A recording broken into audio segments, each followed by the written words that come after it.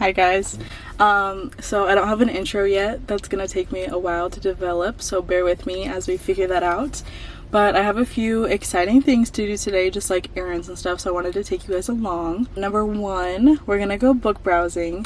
The only reason I don't say book shopping is because I'm not looking for anything specific. I just want to kind of find maybe some used copies of stuff that's on my wish list. Number two, we're seeing Bestie Kelsey today. She lives 3 hours away from me, so anytime she comes into town is like the best time ever. And we're gonna get some tacos, maybe some dessert, we'll see.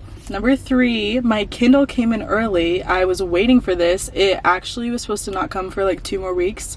Ended up showing up at the house yesterday, didn't even know it shipped. So we'll set that up today. And then four, obviously we want to read. I'll show you guys my current read right now. First of all, Sleeve is from Pages and Paws. They're the cutest little shop ever. I found them on Etsy, but I believe they have their own Instagram also, so I'll link that. They're perfect. We're reading The Dead Romantics by Ashley Poston. It's so cutie so far. I have had this on my TBR for like a while. We just finally picked it up as I was waiting for my Kindle. Basically about this girl. She's a ghostwriter for this super famous author. Her editor is like pressuring her on getting her new manuscript out, but she's having a lot of trouble with it because she just had a recent heartbreak. Can't really write romance when you're going through a heartbreak. She can also talk to ghosts, so that's an interesting fact about her. And he ends up dying, so now she's trying to figure out how he needs to move on. Let's make sure I didn't spoil any of that.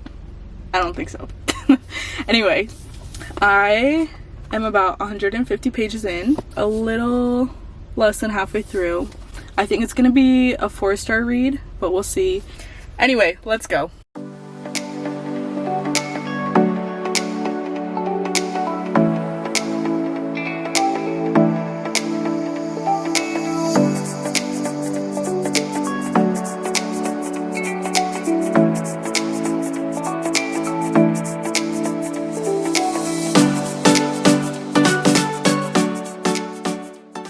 Update, we did some damage. We have Practice Makes Perfect by Sarah Adams.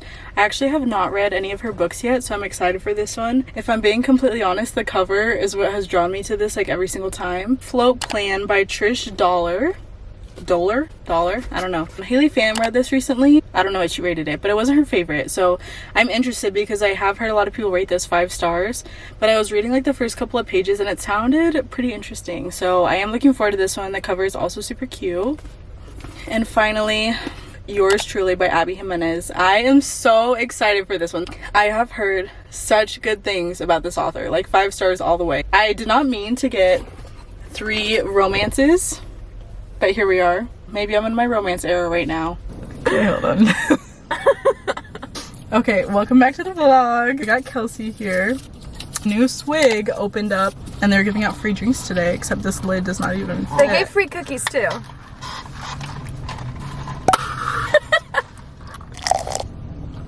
Good. It's mine, good. I think mine has coconut in it. Hold on, let me look. I got the Raspberry Dream. It has raspberry puree and coconut. The coconut is very overpowering, so honestly made a good choice going without the coconut.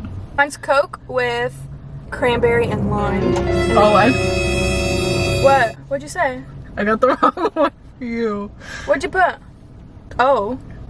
Coconut and fresh lime. Oh. Well, I can taste the Coke. I don't know what I can taste. Tastes good. She really said anything without coconut, and I got her a drink with coconut on accident. Well, I like it. I meant to get you that one. The cranberry. Bliss. That's what you told me. But I like it. But it's not still. bad? I like Okay. it still. Yeah. Mine's good too. Here's the cookies. They're Very good. cold and a little weird. A little weird. But we got a little more comfy now that I'm home. Lonely Ghost, always. We have my Kindle here. Let's open it. She's green, by the way. The green is just so cute. Like, it was worth it. Okay, I used to be the person that was like, I need a physical book in my hand. I need to feel the pages. I need to see how long I have left in the book. There's no way I'm gonna like a Kindle. Like, I was a Kindle hater. But that's just what you're saying because you haven't had a Kindle yet. Once you get a Kindle, you never go back. She's loading.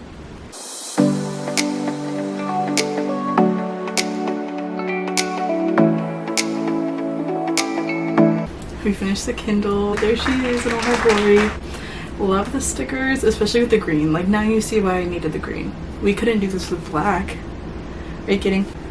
Now we're probably gonna read for a little bit, and then I think that's it for today. So we'll see how far we get.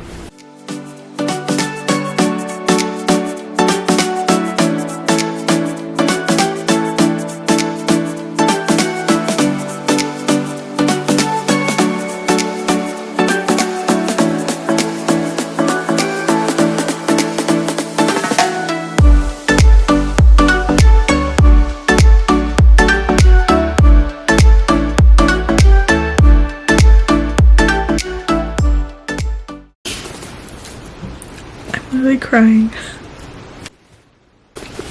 This was so good. We'll talk about it in the morning, but it was so good.